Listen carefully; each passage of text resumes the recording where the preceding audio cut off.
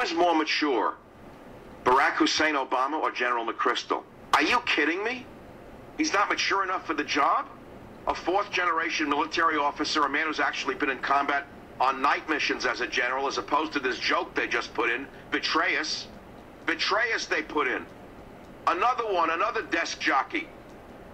They took McChrystal out for many reasons, the least of which is the so-called insubordination, because there was no insubordination. There was no insubordination. And let me remind you of something else. Loyalty is a two-way street.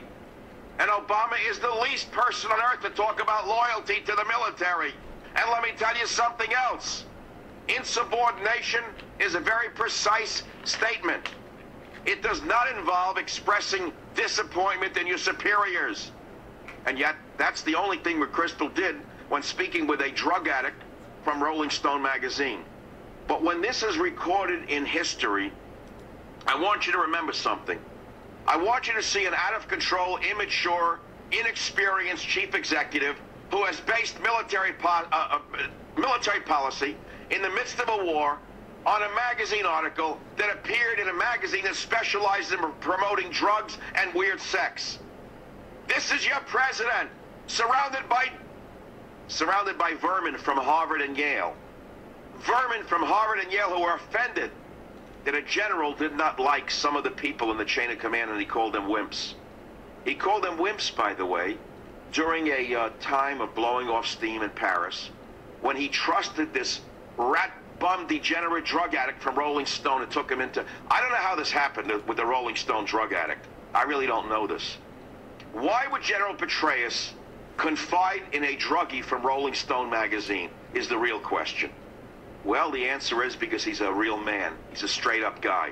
And they were together, by everything I've read, during one of their blowing off steam sessions after actual war, actual combat, as opposed to Andy Mitchell, whose only job is buying lingerie in a department store in Washington.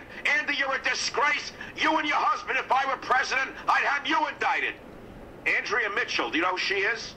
Andy Mitchell was the most vicious of all the jackals.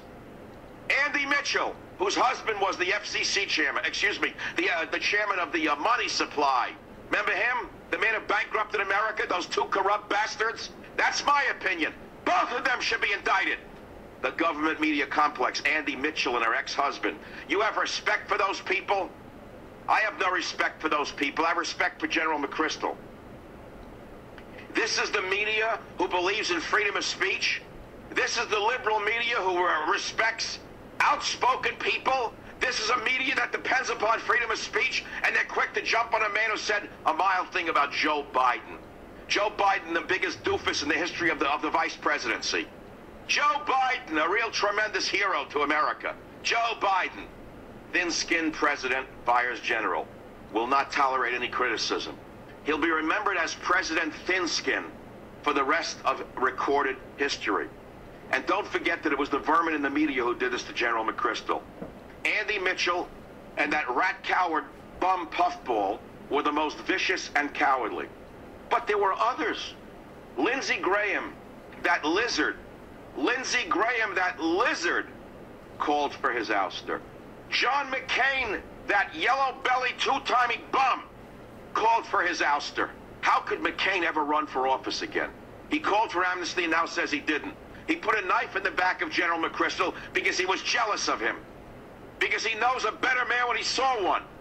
John McCain, what a shame he is. God, we missed the bullet with him. I don't know who would have been worse, Obama or him. Look at the choices we have. There are many, many problems here, but high times at White House High is the real problem. All joking aside, Obama's been having a high time in the White House, and he's high on a power trip right now. He got rid of McChrystal because of an article that appeared in a magazine read by degenerate junkies that promotes drug use. And remember, General McChrystal never directly criticized President Thin-Skin. So because of a meaningless article in a magazine equivalent to High Times, Obama is high in his own power. And we know who's going to be replacing McChrystal. It's Petraeus, the commander of CENTCOM. And while Petraeus has served honorably, he's a very different kind of soldier than Stanley McChrystal.